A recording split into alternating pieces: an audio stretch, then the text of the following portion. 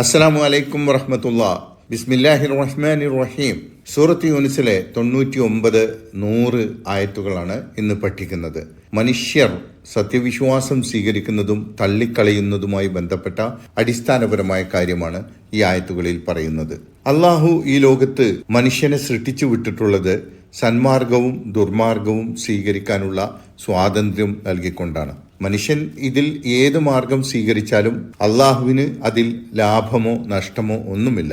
സന്മാർഗം സ്വീകരിച്ചാൽ അത് മനുഷ്യന് കൊള്ളാം, തിന്മയുടെ മാർഗമാണ് മനുഷ്യൻ സ്വീകരിക്കുന്നതെങ്കിൽ അത് മനുഷ്യന് തന്നെയാണ് നഷ്ടം. സന്മാർഗത്തിന്റെ ഗുണവും ദുർമാർഗത്തിന്റെ നഷ്ടവും ആളുകൾക്ക് കൃത്യമായി പ്രവാചകന്മാരിലൂടെയും വേദഗ്രന്ഥങ്ങളിലൂടെയും പ്രാപഞ്ചിക ദൃഷ്ടാന്തങ്ങളിലൂടെയും മനുഷ്യന് ബോധ്യപ്പെടുത്തി കൊടുത്ത ശേഷം മാത്രമാണ് സത്യം കൈക്കൊള്ളാനും അത് തള്ളിക്കളയാനുമുള്ള സ്വാതന്ത്ര്യം നൽകിയിട്ടുള്ളത്. എന്ന് പറഞ്ഞാൽ നല്ലത് ചെയ്യണോ തിന്മ ചെയ്യണോ എന്നൊക്കെ തീരുമാനിക്കുന്നതും തിരഞ്ഞെടുക്കുന്നതും മനുഷ്യനാണ്. പക്ഷേ മനുഷ്യൻ നല്ലത് ചെയ്യണമെങ്കിലും ചീത്ത കാര്യങ്ങൾ ചെയ്യണമെങ്കിലും അള്ളാഹു ഉദ്ദേശിക്കണം, എങ്കിലേ അത് പ്രയോഗത്തിൽ നടക്കുകയുള്ളൂ. അള്ളാഹു നൽകിയ ബുദ്ധിയും ബോധവും ശരിയായി ഉപയോഗിക്കുന്നവർക്ക് സന്മാർഗത്തിൽ ചരിക്കാനുള്ള ഉദവി ലഭിക്കും. ബുദ്ധിയും ചിന്തയും ശരിയായി ഉപയോഗിക്കാത്തവർക്ക് ദുർമാർഗത്തിൽ ചരിക്കാനുള്ള മനസ്സായിരിക്കും ഉണ്ടാവുക. എന്നാൽ തെറ്റ് ചെയ്യുന്ന ചിലർ തങ്ങൾ തെറ്റ് ചെയ്യുന്നത് അള്ളാഹു ഞങ്ങൾക്ക് ദുർമാർഗം വിധിച്ചത് കൊണ്ടാണെന്ന് പറയുന്നത് കേൾക്കാറുണ്ട്. മനുഷ്യനാണ് സന്മാർഗവും ദുർമാർഗവും തിരഞ്ഞെടുക്കുന്നത്. അള്ളാഹു ഉദ്ദേശിച്ചെങ്കിലേ സന്മാർഗവും ദുർമാർഗവും ഒക്കെ പ്രയോഗത്തിൽ നടക്കുകയുള്ളൂ എന്ന് ഖുർആനിൽ വിവിധ സ്ഥലങ്ങളിൽ പറയുന്നത് എല്ലാം സൃഷ്ടിച്ച് പരിപാലിച്ച് പോരുന്ന ദൈവം എന്ന നിലക്ക് അള്ളാഹുവിൻ്റെ കഴിവും അറിവുമാണ് സൂചിപ്പിക്കുന്നത്. ഉദാഹരണത്തിന്, ഒരാൾ ഒരു മോഷണം നടത്തുമ്പോൾ മോഷണം നടത്താനുള്ള അവസരങ്ങൾ അയാൾക്ക് ലഭിക്കുന്നത് അള്ളാഹു ഉദ്ദേശിച്ചതുകൊണ്ടാണ്. ആ അവസരങ്ങൾ അള്ളാഹു തടഞ്ഞിരുന്നെങ്കിൽ ആ മോഷണത്തിൽ അയാൾ വിജയിക്കുമായിരുന്നില്ല. നല്ല മാർഗവും ചീത്ത മാർഗവും തിരഞ്ഞെടുക്കുന്നത് വ്യക്തികളാണ്. എന്നാൽ അത് പ്രയോഗത്തിൽ നടപ്പാവണമെങ്കിൽ അള്ളാഹു ഉദ്ദേശിക്കണം എന്ന് പറഞ്ഞതിന്റെ അർത്ഥം അതാണ്.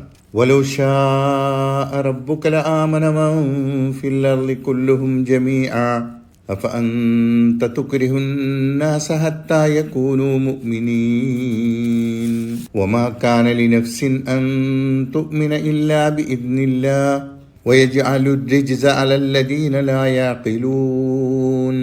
വലൗ ശാഅ റബ്ബുക, നിന്റെ റബ്ബ് ഉദ്ദേശിച്ചിരുന്നുവെങ്കിൽ ലആമന മൻ ഫിൽ അർളി കുല്ലുഹും ജമീഅ, ഭൂമിയിലുള്ളവരൊക്കെയും ഒന്നിച്ച് വിശ്വാസികളാവുമായിരുന്നു.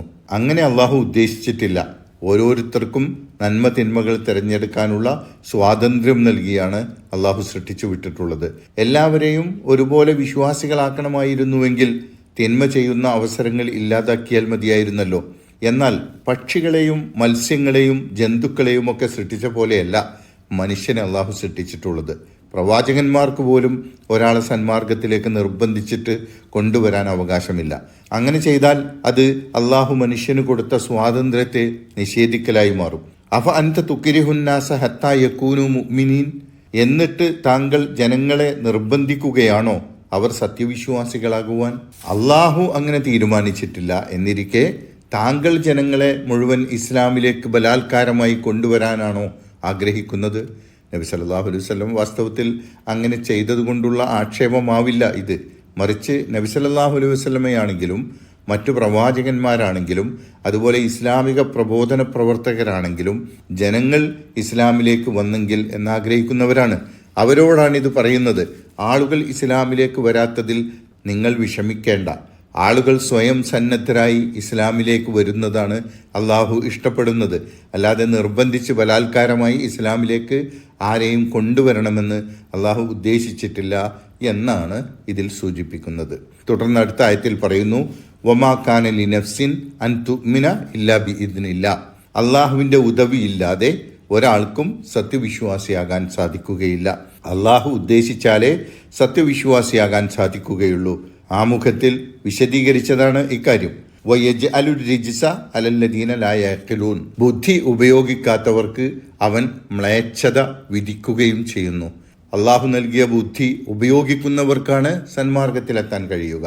ബുദ്ധി ഉപയോഗിക്കാത്തവരെ ദുഷ്കർമ്മങ്ങൾ സ്വാധീനിക്കുന്ന വിധത്തിൽ സ്വന്തം ഇച്ഛകൾക്ക് അടിമപ്പെടുന്നവരാക്കി മാറ്റും.